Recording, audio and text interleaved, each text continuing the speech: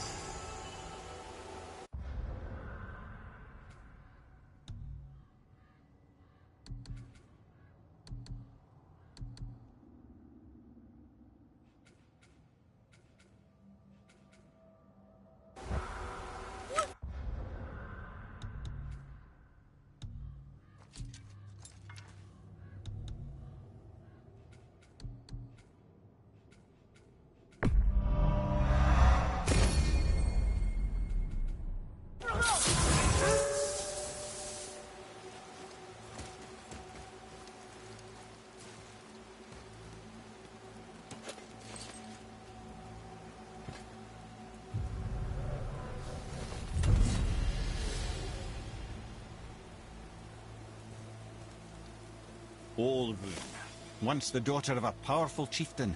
She fell defending him during a Reaver attack.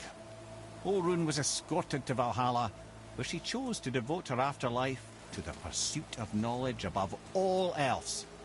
Quite unusual behavior amongst the constant drinking and feasting of her fellow Valhallian denizens. How'd she end up a Valkyrie? Odin. He saw a kindred spirit in Olrun's single-minded pursuit of knowledge. He appointed her as the Valkyrie's resident historian. Lemire, who is she? Gunnar, mistress of war. After any conflict, big or small, she would be first on the scene, sussing out the worthy spirits for a free trip to Valhalla. A gruesome task, but she took great pride in it. Any conflict? Impossible. It's true. She had help from her sisters, of course, but Gunnar was always first to arrive. Her judgment of the fallen was unparalleled, and an invaluable resource to Odin. She was one of his favourites.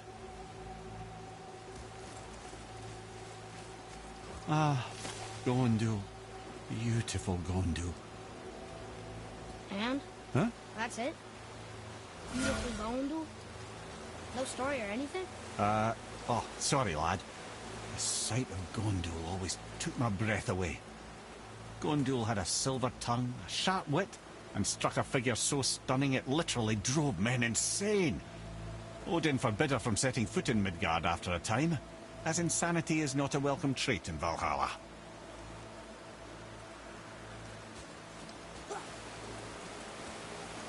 This is none other than Geirdriful, the master of arms in Valhalla, responsible for arming and training Odin's Einherjar.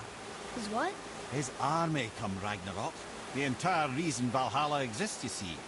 The Einherjar wait in the Great Hall endlessly, feasting, drinking, and fornicating themselves silly. Once Ragnarok begins, Odin calls them into service to fight on his behalf. Geirdriful had her hands full training that lot. This, my friends, is Kara. Now, Valkyries are volatile by nature, but Kara, the lass is Wild Storm personified. A wild storm? Aye, calm and collected. Then the air would shift and the fury of her storm would unleash. It was beautiful in a way, assuming you could find proper shelter. Her tears would cleanse the blood-soaked battlefields. This is Rota, accuser of the slain. I thought all the Valkyrie did that. Not exactly, lad. although that is what they're most famous for, and by far their greatest responsibility. You've seen what happens to the dead without the judgment of the Valkyries. Hellwalkers. That's right. Rota, Gunnar, Skuld. Without them to clean up the aftermath of battle, hell overflows with souls meant for Valhalla. A sorry state of affairs. Rota must be beside herself. Ah, here we have Eir, the healer. A Valkyrie healer? Strange. Eir was strange, as a matter of fact. Very quiet, very calm. Where her sisters were violent rapids, Eir was a gentle stream. She healed the wounds of both mortals and gods, and even a certain all-knowing sage who once drank too much and fell off a mountain. Not my proudest moment.